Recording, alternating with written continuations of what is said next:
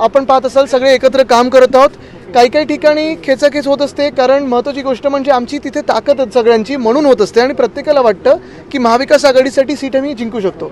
पण सगळे मतभेद आता बाजूला ठेवलेले आहेत. ज्या काही दावे होते ते पण संपलेले आहेत. सगळ्या सीट्स घोषित झालेल्या आहेत. कुठेही काही आता काही चर्चा नाही, काही कन्फ्युजन नाही आहे. सगळे जसे आहेत नेमलेले ते तसेच्या तसे लढणार आहेत.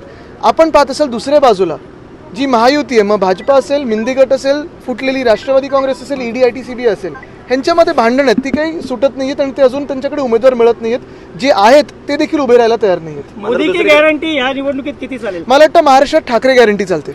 400 पारचा नारा ते देत आहेत. तुम्हाला वाटतं ते 400 पार? मला वाटतं गॅस 400 पार म्हणजे आता 1100 पार झालेलं आहे. ठळक घडामोडींसाठी देशोन्नती न्यूज चॅनलला सबस्क्राईब करा आणि बेल आयकॉन प्रेस करा.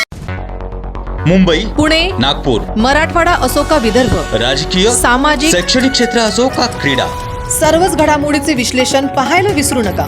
फक्त देशोन्नती न्यूजवर.